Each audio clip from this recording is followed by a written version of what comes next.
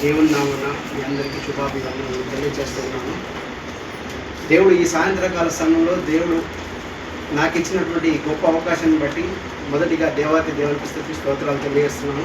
అదేవిధంగా చిన్నవాడినైనా నన్ను వెన్నుతట్టి ప్రోత్సహిస్తూ మన దైవజనుడు ప్రమోద్ కుమార్ అయ్యగారికి అమ్మగారికి వందనాలు తెలియజేస్తూ ఉన్నాను.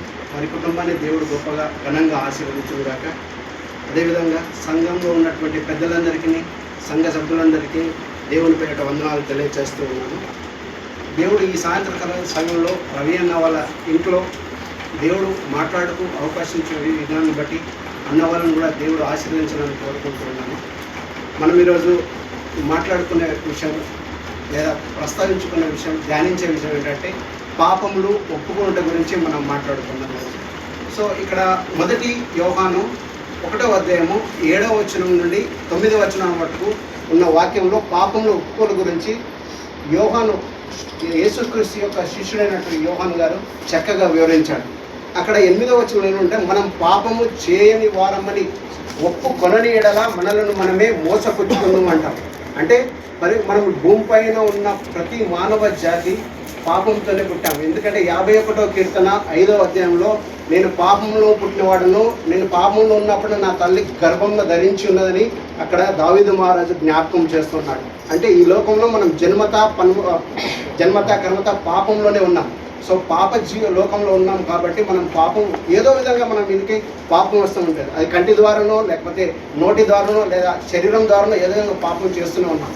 సో ఈ పాపంను ఒప్పుకుంటే సర్వశక్తిమంతుడైన దేవుడు మనను ఆశీర్వదిస్తాడని చెప్పేసి, రక్షిస్తాడని చెప్పేసి, పాపంను క్షమించి దేవుడు తన రాజ్యంలో చేర్చి ఉంటాడని చెప్పేసి దేవుని వాక్యం చాలా స్పష్టంగా చెప్తుంది. అది మొదటిగా మనం ఒక 4 విషయాలు మాట్లాడుకున్నాం. మొదటిగా ప్రార్థన చేయకపోవడం వల్ల మనం పాపం చేసిన వారం అవుతాం.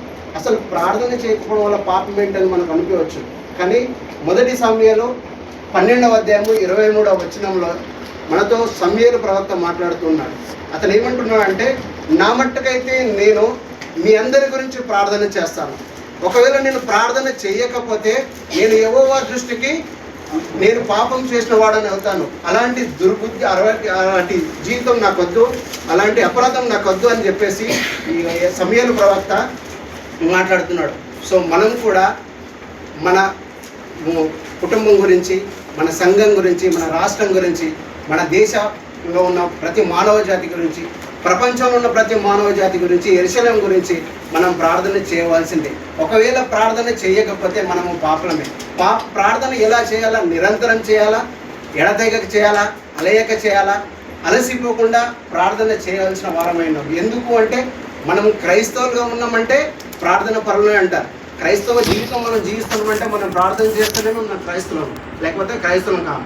ఒకవేళ ప్రార్థన చేయకపోతే మనము పాపంలో ఉన్న వారమే అవుతాం. ఉదయమున, సాయంత్రాన, రాత్రి వేళ సమయంలో దానియేలు గారు ప్రార్థన చేసిన విధంగా మనకు సమయం